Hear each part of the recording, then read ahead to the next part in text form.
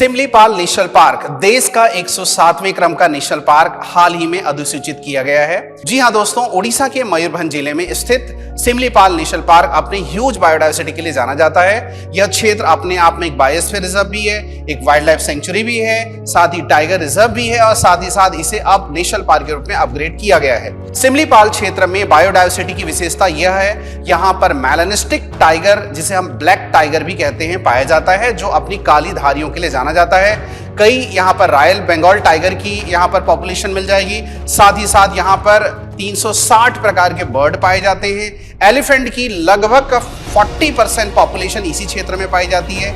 साथ ही साथ इस क्षेत्र में साल फॉरेस्ट, जो अपने आप में एक सेमी एवरग्रीन फॉरेस्ट के रूप में जाने जाते हैं, फेमस है। भितरकनिका उड़ीसा का पहला नेशनल पार्क था और उड़ीसा का दूसरा नेशनल पार्क के रूप में सिमलीपाल अभी अपग्रेड किया गया है। वर्ष 1980 से लेके अभी तक ये लंबित रहा और 2025 में इसे क्या है, फाइनली अधिसूचित किया गया है। यदि कोई क्षेत्र अधिसूचित किया जाता है, प्रोटेक्टेड एरिया के रूप में डिक्लेयर किया जाता है, तो national park, wild life sanctuary, conservation reserve, community reserve, ये सब जो है 1972 एक्ट के तहत जो है प्रोटेक्टेड एरिया घोषित किए जाते हैं। लेकिन यदि कोई क्षेत्र बायोस्फीयर रिजर्व है तो वो यूनेस्को एक्ट के थ्रू इसे डिक्लेयर किया जाता है, जिसे 1971 में लाया गया था। अगर हम IUCN स्टेटस की बात करें तो ये बात भी इंपॉर्टेंट है।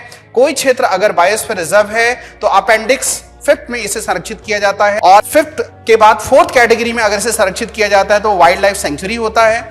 और यदि वह सेकंड अपेंडिक्स के अंदर उसके फ्लोरा फौना को संरक्षित किया जा रहा है तो वह अपेंडिक्स नंबर 2 होता है। अगर 107वें क्रम का नेशनल पार्क हम देखते हैं सिमलीपाल है, तो 105 और 106 कौन सा है नोट कर सकते हैं। असम का देहिंग पटकाई 105वें क्रम का नेशनल पार्क है और असम का ही रायमोना नेशनल पार्क 106वें नंबर का नेशनल पार्क है। इस प्रकार IUCN का ये एक बायोडायवर्सिटी कंजर्वेशन का स्टेटस भी आप समझ सकते हैं। यह क्षेत्र बहुत महत्वपूर्ण है।